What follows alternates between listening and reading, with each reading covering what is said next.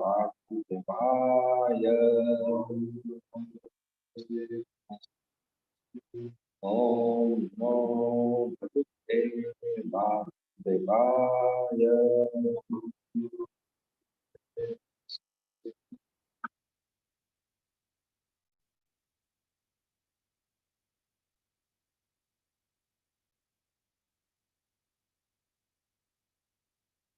reading from Bhagavad and the creation of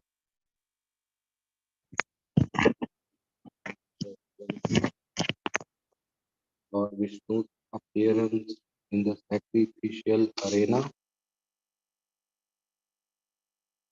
verse number 16, 4.20.16.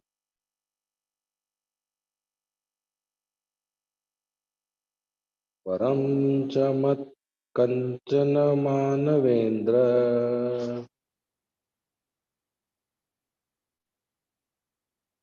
Prinishvate aham gunashila yantrita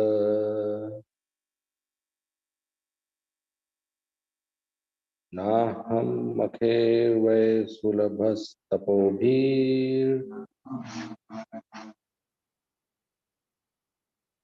Yogena vayat samachittavarti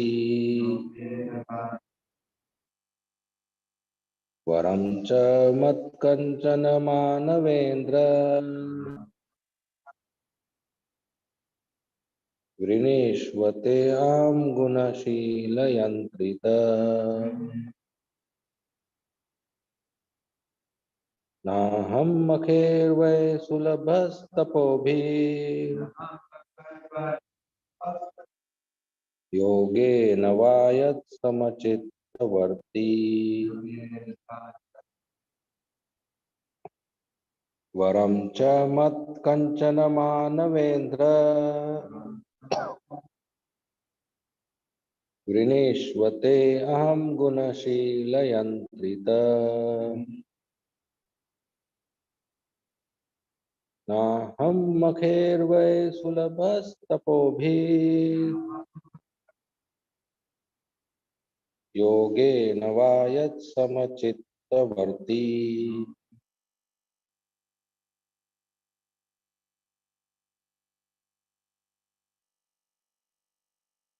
Ramchamat kanchana manavendra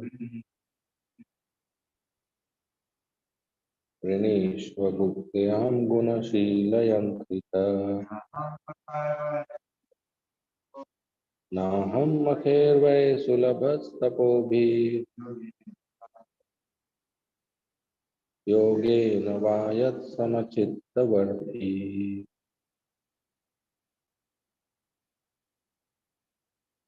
Ramchamat kanchana manavendra Prinishvate aham gunashila yantrita Naham makher vai sulabhas tapobhi Yogena vayat samachittavarti Varam benediction Cha also mat from me Kanchan whatever you like Manavendra O chief of human beings Vrineshwar please request Te your Aham I Gunashila by elevated qualities and excellent behavior Yantrita being captivated Na not Aham I Makhe by sacrifices Vai certainly Sulabha easily obtained Tapobhi by austerities Yogena by practice of mystic yoga Va or Yat because of which samachitta in one who is equipoised, worthy being situated. Translation and purport by Srila Prabhupada. Translation. My dear King, I am very captivated by your elevated qualities and excellent behavior, and thus I am very favorably inclined toward you. You may therefore ask from me any benediction you like. One who does not possess elevated qualities and behavior cannot possibly achieve my favor simply by performance of sacrifices, severe austerities, or mystic yoga. But I always remain equipoised in the heart of one who is also equipoised in all circumstances. Purport. Lord Vishnu was very pleased with Maharaj Prutu's good character and behavior and offered him a benediction. The Lord openly says that performing great sacrifices or undergoing the austerities of mystic yoga practice cannot satisfy him. He is pleased only by elevated character and behavior, but these cannot develop unless one becomes a pure devotee of the Lord. Anyone who has developed unalloyed, unflinching devotional service unto the Lord develop his, develops his original good qualities as spirit soul. The spirit soul, as part and parcel of the Supreme Personality of Godhead, has all the good qualities of the Lord. When the spirit soul is contaminated by the material modes of nature, one is considered good or bad with reference to the material quality. But when one is transcendental to all material qualities, all the good qualities come out. These qualities of a devotee, 26 in number, are listed as follows. 1. Kind to everyone. 2. Does not quarrel with anyone. 3. Fixed in the absolute truth. 4. Equal to everyone. 5. Faultless. 6. Charitable. 7. Mild. 8. Clean. 9. Simple. 10. Benevolent. 11. Peaceful. 12. Completely attached to Krishna. 13. Has no material hankering. 14. Meek. 15. Steady. 16. Self controlled. 17. Does not eat more than required. 18. Sane. 19. Respectful. 20. Humble. 21. Grave. 22. Compassionate. 23. Friendly. 24. Poetic. 25. Expert. 26. Silent. The Lord is satisfied by development of the transcendental qualities of the living entity and not by artificial performance of sacrifices and mystic yoga. In other words, unless one is fully qualified to become a pure devotee of the Lord, one cannot expect to be liberated from material entanglement.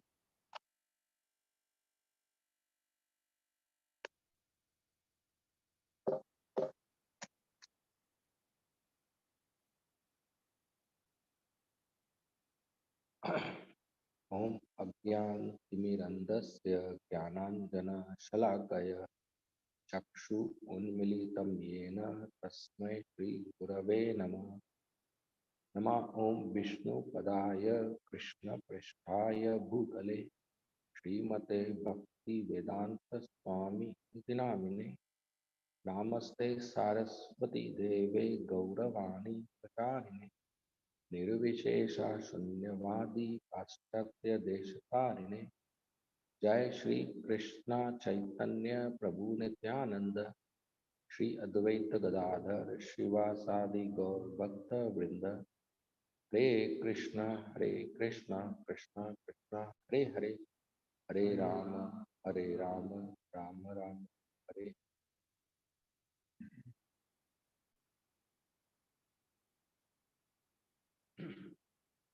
Hare Krishna. So we are reading this section of Srimad Bhagavatam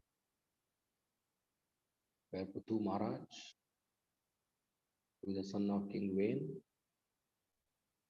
is performing fire sacrifice, yajna, Ashwamedh sacrifice.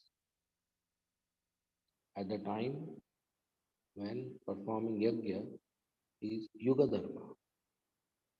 Like now in Kali Yuga, the Yuga Dharma is chanting Hare Krishna Mahamantra. In Treta Yuga, the Yuga Dharma was to perform fire sacrifice.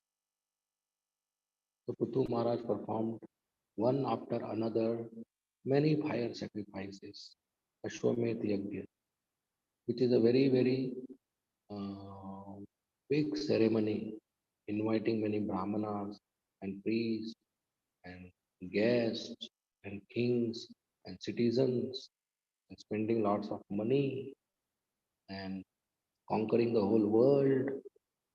Then only you can do an Ashwamedh sacrifice. So one after another, Puthu Maharaj did 99 Ashwamedh. That's a big one. So then he started 100. When he was in 100 sacrifice, Indra, the king of heaven, got little concerned. Sorry. So Indra thought that if Puthu Maharaj does 100 sacrifice, then he will be qualified. The eligibility criteria to become Indra is to be very pious, equivalent to 100 Ashwamedh sacrifice. So Indra got little envious and insecure. Sometimes it happens, a person on a position, we see somebody else growing, qualified enough to replace me, then a person becomes afraid, insecure, envious that he will replace. But that's more of ignorance. If you cannot be replaced, you cannot be promoted. You should be happy to be replaced. You should be happy to train a person who can do your job so you can get promoted and do some other job. But it's insecurity. So Indra got little insecure and envious, and he thought somehow Puthu Maharaj's 100 sacrifice should not be successful. So he came in the form of a sannyasi. Sannyasi becomes nobody stops him to go anywhere, and he went and stole the horse. Indra's son, he saw somebody stealing the horse. He ran behind him. Not Indra's son. Puthu Maharaj's son, Vijit Savar, he saw somebody stealing the horse. He ran behind him. Then he saw a sannyasi. How can you shoot an arrow on a sannyasi? So he stopped his chase.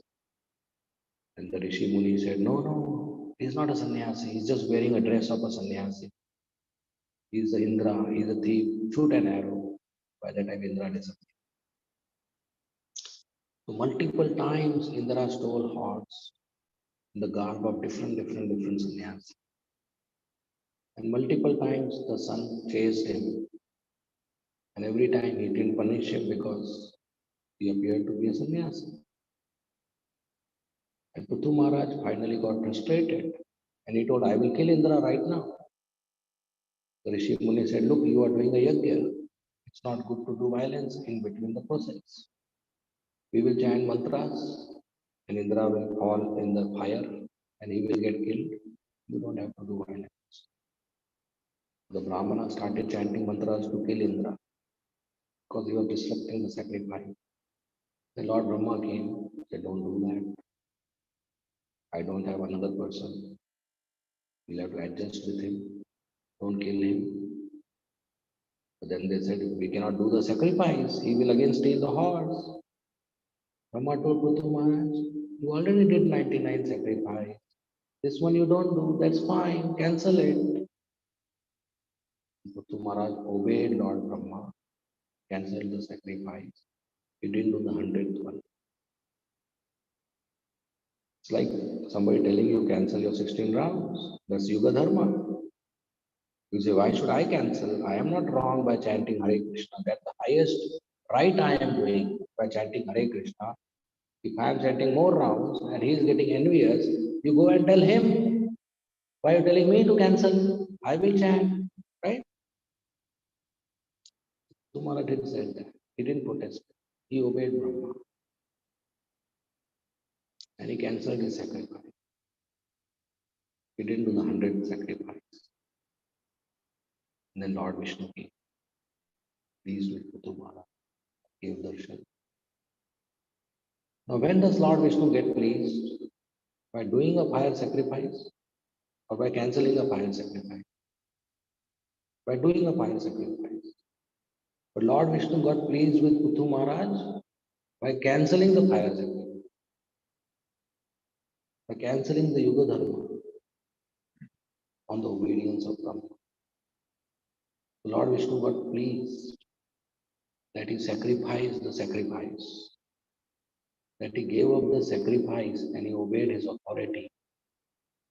That is very great quality, obedience.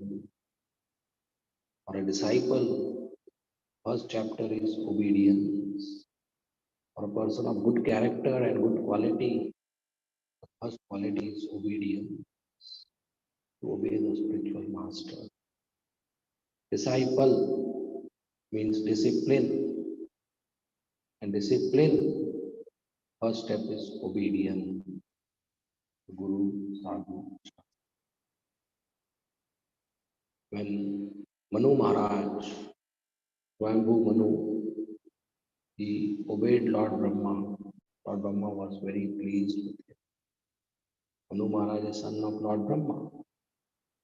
And when Lord Brahma was creating this world, Lord Vishnu told him to generate population so that other souls, the living entities, they get bodies and they use the bodies to perform devotional service and escape this prison of the material existence. So Lord Brahma created four Kumaras and he told the four Kumaras, my dear sons, Lord Vishnu has given me one service. That service I want to share with you. You create population so that the souls get bodies and they can perform bhakti and they go back. So Lord Brahma is not telling them to create population to enjoy or to have his name, a big family lineage, big khandan, dynasty. No, because Vishnu ordered him. He told the four Kumaras to create, generate population, go into Grihastha ashram. The four Kumaras said no. We will not go to Grihastha ashram. We will be brahmacharis. Because they thought why to get entangled in complicated household life. So they disobeyed Brahma and Brahma got angry. But he didn't scold them. Because Brahma thought they are right also. Entanglement, family life is entangled. But Brahma couldn't control his anger. Finally, that anger came out of between eyebrows as Rudra Avatar, Lord Shiva. So when Brahma gave birth to Manu Maharaj, and Manu Maharaj happily married Shatrupa and folded his hands and said, my dear father Brahma, please instruct me, please order me what service I should do. Seeing such an obedient son, Brahma was very happy. With these four Kumaras, they didn't obey me. Lord Shiva also, Brahma told him to generate population. And Lord Shiva generated millions and millions of population like him, all Rudras. Brahma said, hey, too much, stop, stop. Now you go to Himalayas and meditate. Don't generate anymore. Because he generated so many like him that at one point of time they all came to attack Lord Brahma, their grandfather. Brahma got feared. He said, so many Rudras are coming. And now you stay in Himalayas, at the end we will see. Now don't generate problem. So with Manu Maharaj, Brahma was highly satisfied because he had good qualities, he was obedient. And he told him to generate population and let them stay on Earth planet. And they are all Manushya. From Manu Maharaj, we all came Manushya, human beings, perfect beings to practice bhakti. Animal life, one cannot practice bhakti. Demigod life, one cannot practice bhakti easily. Demigod, they are so much happy that they can't get inclined to serve Krishna, sadhana bhakti. Animals are so suffering and so low in intelligence and consciousness, so much under the passion and ignorance, mostly tamoguna, they can't practice. Humans, there is balance of sukha and dukkha. They can easily practice bhakti.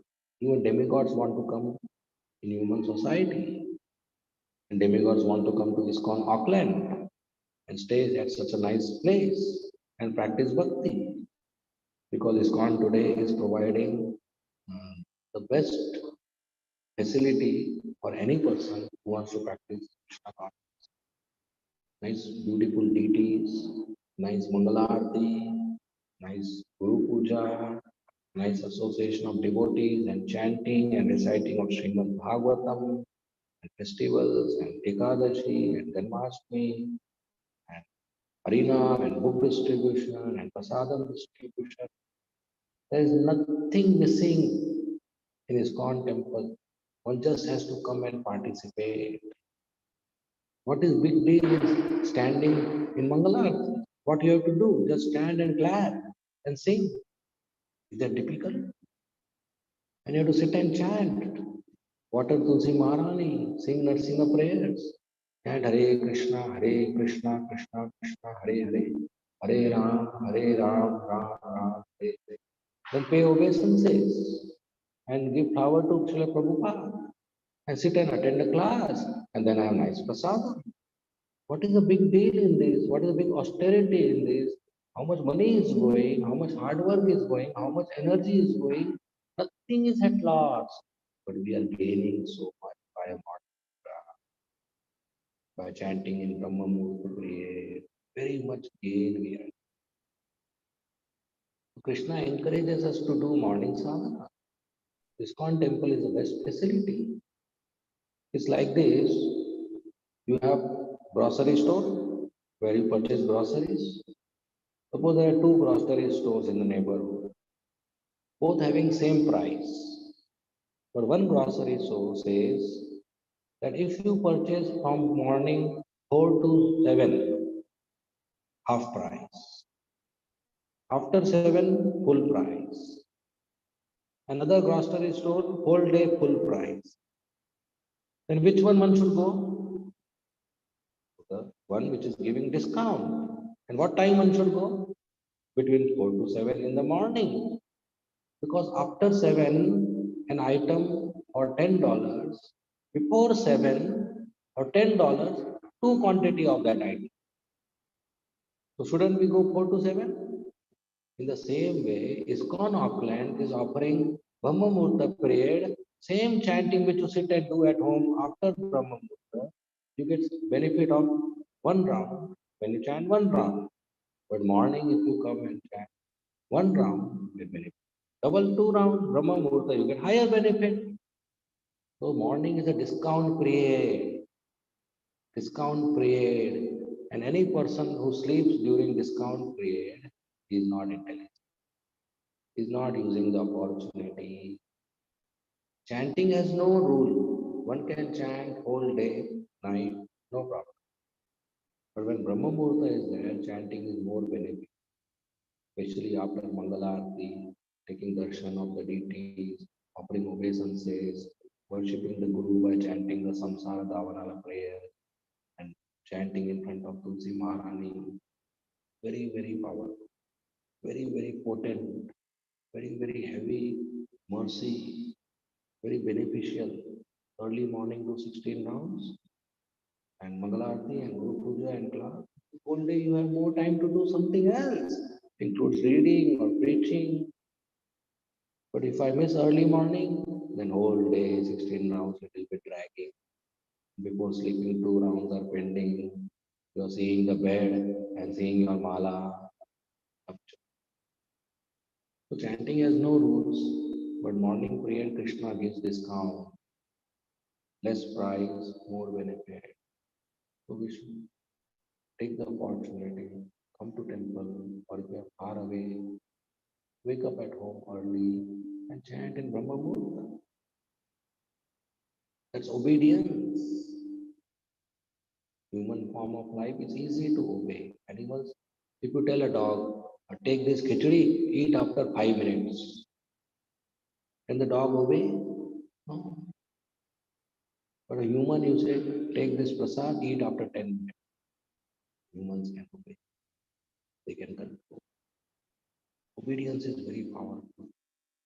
When we obey, we get blessings. So Manu Maharaj, he obeyed Brahma, and Brahma was very happy. And Brahma said, disciples and sons should be like you. When the Guru or Father says, do this, they should hold their hand and say, yes, sir, I will do it. If the Guru says, jump, you say, from which floor? Happily. The attitude should be like that. Don't worry, the Guru is not going to tell you to jump. But the attitude should be like that. So because Puthu Maharaj obeyed Brahma, he cancelled his yajna. Vishnu got pleased. Generally, Vishnu get pleased by doing a yajna, but he got pleased by cancelling a yajna out of obedience to Brahma, out of obedience to a senior authority. Srila Prabhupada also, he established ISKCON senior authorities, the temple president, the GBC. And when we obey them, they are representing Srila Prabhupada, then we grow in Krishna consciousness. Sometimes there may be difference of opinion, but a senior manager's opinion should be accepted because he is representing Srila Prabhupada in the service of Krishna. Of course, there are exceptions. If somebody telling you to break 4 regulative principles, that's a different thing. But nobody is telling you to do sinful activity or violent activity. You just need cooperation with the management to be able to serve Krishna properly. That's why there is management and organization. So when we obey, then we please Krishna. Like Puthu Maharaj obeyed Brahma and he pleased Vishnu. Puthu Maharaj was right in doing a yajna and he could have told Brahma, look, you explain to Indra. He is envious. I am just following my Yuga Dharma. But he obeyed. Lord Vishnu came down with Indra and told Puthu Maharaj, I am very pleased with you. You forgive this Indra. And he explained him how a person should be beyond the 3 modes of material nature and not get envious and happy to forgive. And today we are discussing the last words which Vishnu told in the first section. And Vishnu said, I am very pleased with you. Why? Because of the good quality, because of your excellent behavior. I am very pleased with you. The character of a devotee is very important. Ravan was a very knowledgeable Pandita, Brahmana family, chanting very nice Sanskrit shlokas, very hardworking, very rich, very handsome, did lots of tapasya, but he had no good quality. That's why he's a asura. We don't like to associate with Ravan. Imagine today Prasadam all Ravan comes distributing gulab jamuns. Would we like to accept? No. Hiranyakashipu was very powerful. He had no good quality. So devotee is identified by good. Don't judge a sadhu by dress and by address. Somebody's dress might be saffron, somebody's address might be Vrindavan or Gaudiya Math or ISKCON or Haridwar or some spiritual organization. But that doesn't make somebody a sadhu just by wearing saffron. A sadhu is known by qualities, titikshava, karunika, tolerance, compassion, forgiveness, humility, honesty, peacefulness, cleanliness, self-control, truthfulness, etc. Nowadays, people don't even know the list of this quality. Forget having them. The sadhu is known by qualities. A devotee. The Prabhupada was asked how to identify a devotee. What did Prabhupada say? They carry ISKCON ID card. No? They wear saffron. They are shaven head with tilak and kanti. Prabhupada said, my devotees are gentlemen and nice things. They behave gently, soberly. My devotees have good character. In our Krishna consciousness, our behavior should be as per Vaishnava etiquette. Our qualities should be as per Vaishnava. That's very important. Our character should be beyond doubt. We should not lose our character in bad association. In childhood, we learned a poem. If wealth is lost, nothing is lost. If health is lost, something is lost. If character is lost, everything. If character is lost, everything. So by practicing bhakti, our character improves. We get all the good qualities which the soul has. We get all the good qualities which demigods have. We get all the good qualities which a Vaishnava has. And we should not lose our character. In bad association, we should not become violent. We should not become diplomatic. We should not become political. We should not waste the resources or be loose with women, or opposite gender, or being loose with money, or have bad habits, or something like be unclean or be proud. One should not be a bad. One should inculcate good qualities with good association. One should have good behavior. Like Prahlad Maharaj, he was son of an Asura. He had all the good qualities, so many good qualities that even demigods would talk about him. And when there are Bhagavatam classes in all the planets, including demigod planets, somehow his name will come because of his good example. And we see in ISKCON also many times we give and hear classes. Some or other time, frequently, Prahlad Maharaj's name comes in the classes. Devotees like to give his example because he had all the good qualities. Hiranyakashipu, his father, was such a big demon till he was so respectful. Pranadapi Sunitena, Taroriva Shaishuna, Amanima Manade. Chaitanya Mahaprabhu said, if you want to chant 24 hours, if you want to serve full time 24 hours, then you should have tolerance, you should have humility, give respect to others, not expect respect for yourself. Because Prithu Maharaj had such a nice qualities and behavior that Lord Vishnu pleased. And being pleased, he said, ask some benediction. Manavendra, you are best of the human being. You are king of the human being. You are best of humans. Ask me some benediction. I want to give you some. Vishnu is the husband of Lakshmi. And he can give anything. And he's giving blank check.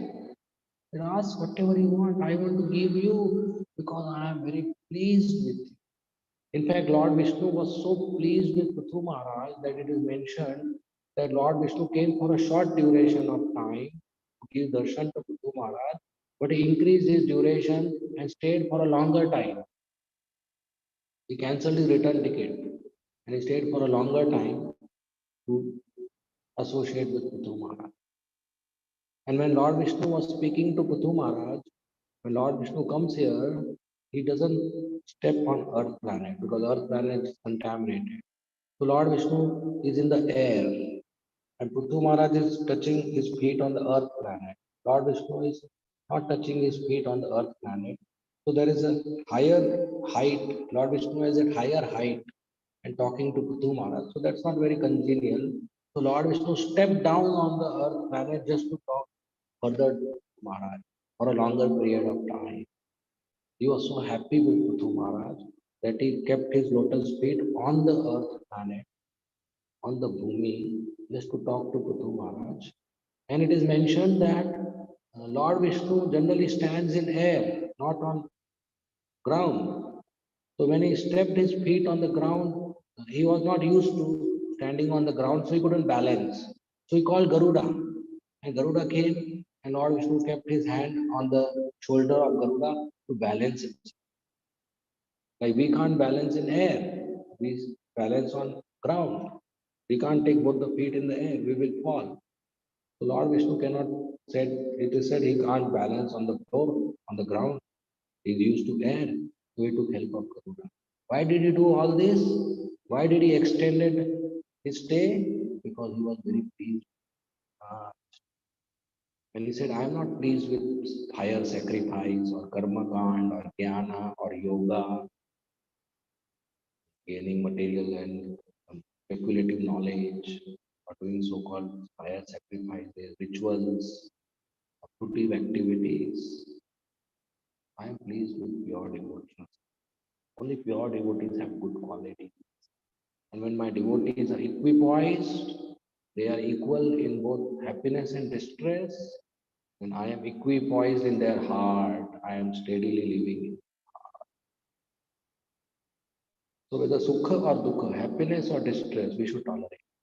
Matra sparshasthu konteya, shitoshna sukha dukkata, agma parino anitya, tolerate. Whatever happens around us is Krishna's plan for us. We should be happy with it. We should be grateful to Krishna that whatever is happening, my dear Lord, I'm happy, I'm satisfied, it's your mercy. I'm grateful. Sometimes there is a loss. Health is lost, or money is lost, or near and dear one is lost, or reputation is lost. We should be satisfied that whatever Krishna is doing good for us. He gave, he took away. That's fine.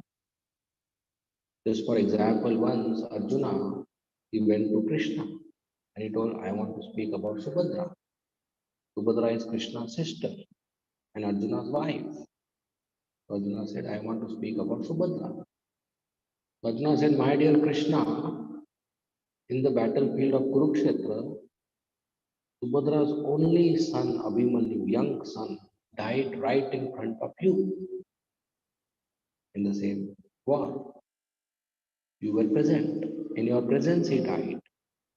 And Subhadra knows my brother Krishna, who is present in the war, is Supreme Personality of Godhead, Bhagavan. He can do anything, nothing is impossible for him. But still, you did not protect Abhimanyu. You did not protect your sister's son. In spite of that, Subhadra's love for you never reduced. Arjuna said, I appreciate Subhadra. See, in ordinary family, if a sister's young son dies in front of an ordinary brother and the brother doesn't take to the hospital, the sister-brother relationship will be finished. The sister will say, don't show me your face. You didn't help my son when he was requiring help. You didn't take him to the hospital. But here Subhadra is sister of brother Krishna, who is Bhagavan, who can do anything. And he didn't protect his sister's son, that too young son, that too only son. And that too, that son was married to Uttara Mata, who was pregnant at that time. But still Subhadra's love never reduced, that whatever you did, good for. That is called steady bhakti. When our bhakti is steady, Krishna resides in our heart. Nishtha, firm faith, that whatever Krishna does is good for me, I should continue practicing. So that what this ISKCON is for. That is what ISKCON society proper created for. Then we become pure devotees of Krishna.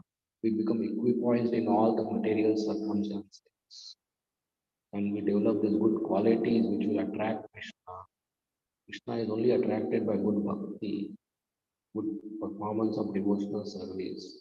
not by so-called material skills, talents, wealth, or so, as per the instructions of Srila Prabhupada, as it is, we should continue to practice steadily devotional service, and that way we hope that we'll be successful by Krishna's mercy. And this life, we go back home. Okay, we end here. Thank you very much. Srimad Bhagavatam ki jai, Srila Prabhupada ki jai, Hare Krishna. If there any comments or questions, please ask. Yes, ma'am.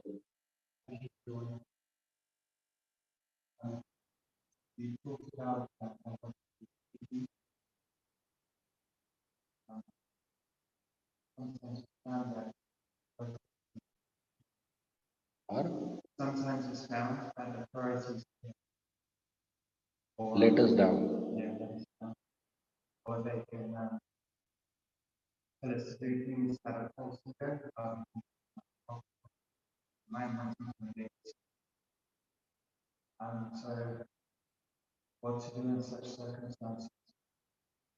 So,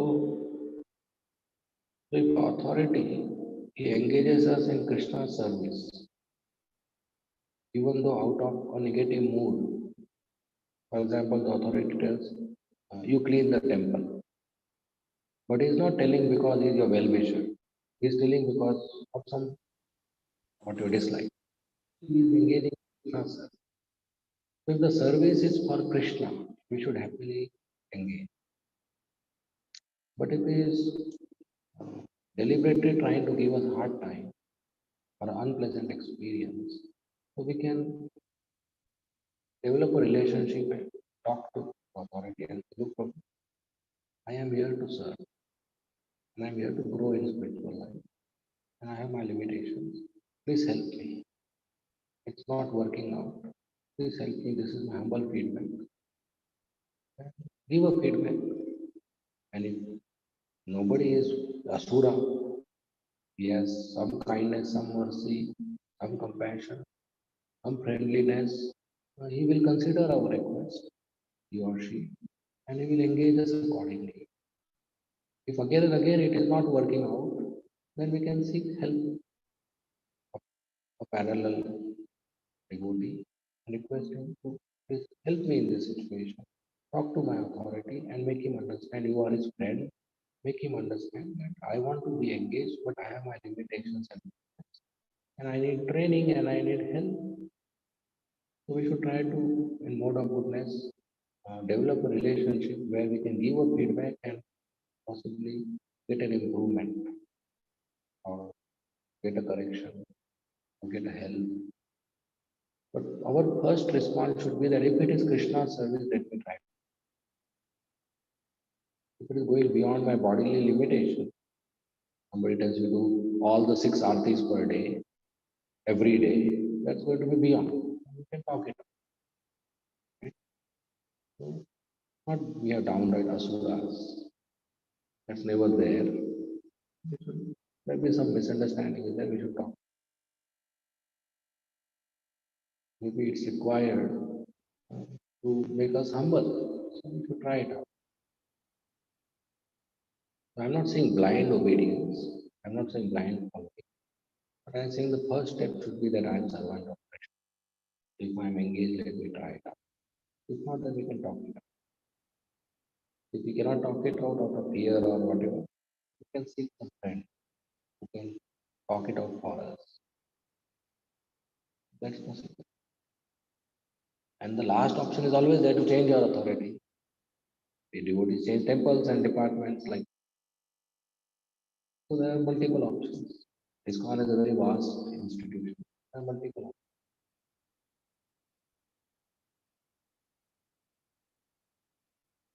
Any more questions? Yes.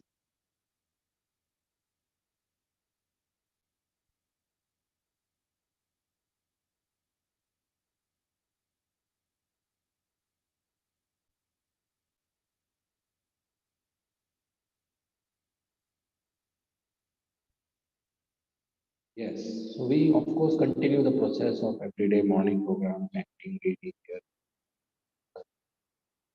and we focus on tolerance. Tolerance helps us to be equipoised. See, Krishna told Arjuna, Deno Yasminatha Dehe Kaumara. Be sober. Change is happening around you, be sober. No disturb. And Arjuna said, if I am not sober, then it says next verse. Ramastiti Vishwasapa. If you are not sober, you tolerate. So there are different circumstances around us, we learn to tolerate. Why tolerate? Because the pain I am getting is my own karma of previous life.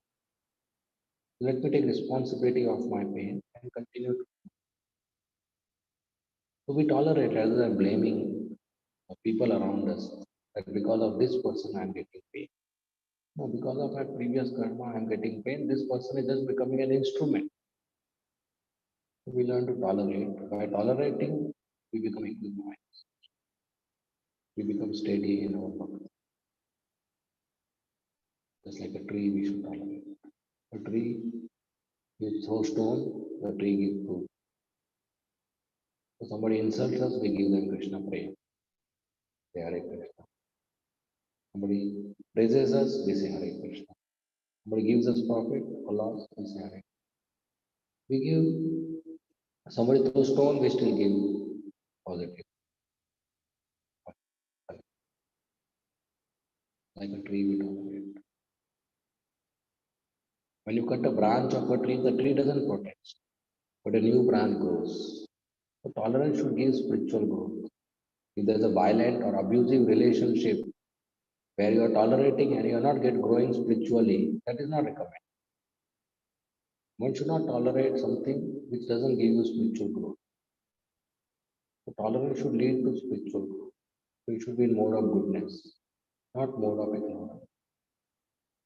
Exploitation, abuse, violence, manipulation. That is not to be tolerated. If somebody using me or his or her sense gratification, and I say, let me tolerate, no, because I am meant for Krishna's enjoyment. Like Krishna's Aarti plate, it's meant for Krishna to eat, sorry, to have or Krishna's eating plate. Nobody else should eat in that. I am meant for Krishna's enjoyment. Nobody else should do sense gratification using. So that kind of relationship, we have to protect ourselves. But in general, when unhappiness or pain comes, we should not. So we grow equal. Is that okay?